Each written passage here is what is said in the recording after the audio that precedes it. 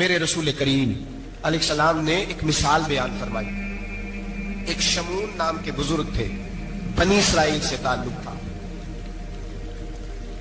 بڑی عبادت کرتے تھے, 1000 سال عبادت فرمائی, ساری رات نفل پڑھتے, سارا دن روزہ رکھتے, اور پھر روزہ رکھ کے تو کافروں سے جہاد کرتے, ساری زندگی جہاد میں گزاری, جس جنگ میں گئے اللہ نے فتح عطا فرمائی. یہ ذرا سوچئے کہ جس کا تذکرہ میرے نبی پاک فرما رہے ہیں وہ کتنا بڑا آدمی ہوگا.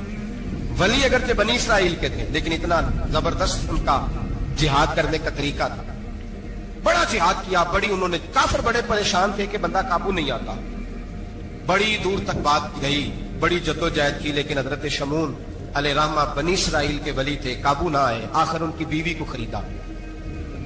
اور یہ ایک دو مثالیں بیویوں کی آ گئی ہیں, خامد بھی بکتے ہیں, یاد رکھنا, بھائی بھی بکتے ہیں. اللہ ماشاءاللہ جب کوئی بکنے پہ آتا ہے تو پھر وہ اپنے معیار کو قائم نہیں رکھتا, پھر لوگ گر جاتے ہیں معیار سے. بیوی کو خریدا, کہنے لگے تو نے اس کے ساتھ رہ کے کیا وقت گزارا ہے؟ کہنے لگی کوئی سکھ نہیں پایا, ایک وقت روٹی, ایک وقت کی بھوک, درویشی کا درس دیتا ہے, کچھ بھی نہیں ملا. حضرت شمون علیہ رحمہ کی بیوی جب خریدی گئی, کہنے لگے جب یہ, چونکہ یہ کم سوتے ہیں اور جتنی دیر سوتے ہیں گہری نیند سوتے ہیں, جب گہری نیند سو جائے تو رسیوں کے ساتھ جکڑ دینا. امام غزالی علیہ رحمہ نے اس کو لکھا ہے, رسیوں کے ساتھ جکڑ دیا بیوی نے.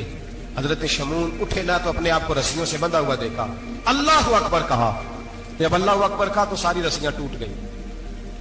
بیوی سے کہنے لگے تو نے کیوں باندھا؟ اس نے پھر دھوکہ دیا. کہنے لگی ہر جنگ میں لوگ آ کے بتاتے تھے تیرا خاوند بڑا دلیر ہے, میں نے کہا میں بھی دیکھوں کتنا دلیر ہے. سارے آئے, ایک نیا رنگ, ایک نیا روپ, ایک نیا طریقہ, تو میں نے تو آزمایا ہے, اور یہ تو چھوٹی چھوٹی رسیاں تھی. آپ فرمانے لگے چلو ٹھیک ہے, اگر تو نے آزمایا تو پھر دیکھ بھی لیا.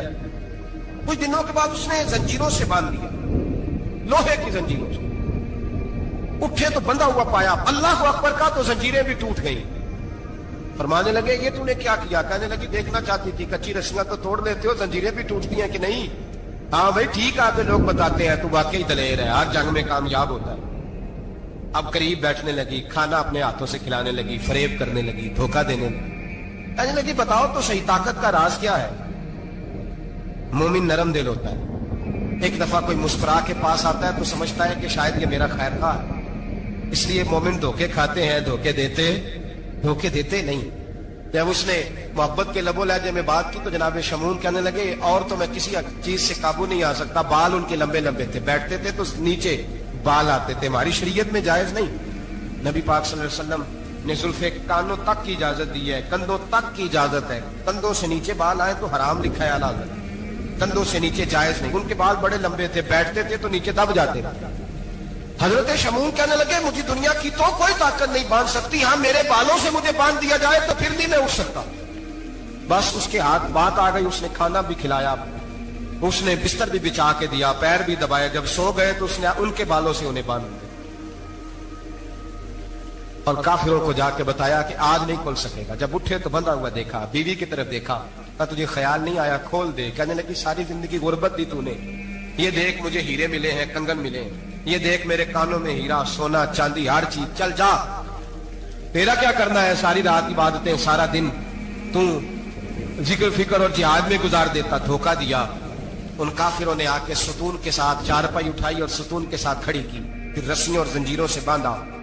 اللہ کے ولی کا سب سے پہلے ناک کاٹا, پھر تلوار کے ساتھ کان کاٹے, پھر آنکھیں نکالی.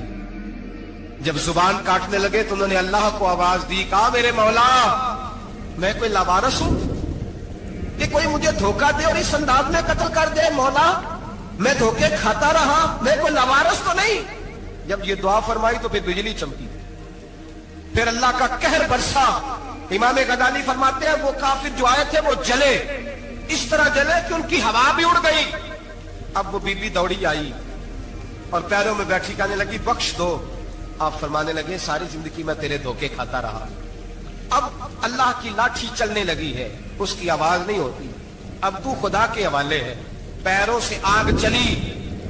کہنے لگے وہ دیکھنا سونے سے کہہ تجھے بچائے, وہ جو تیرے ہاتھوں میں ہیرے کے کنگن ہیں انہیں کہہ تیری حفاظت کرے, اب وہ جو تیرے کانوں کے اندر سونے چاندی کی بالیاں اور کانٹے ہیں اور جھومر ہیں اس کو کہہ تجھے نجات دلائے. جلتی رہی, تڑپتی رہی, چیختی چلاتی رہی, اور اس طرح چیخی کہ وہ خاک بنی. ہوا میں اڑی، اللہ نے اپنے ولی کی آنکھیں بھی دوبارہ عطا فرما دی، کان بھی دوبارہ عطا فرما دی۔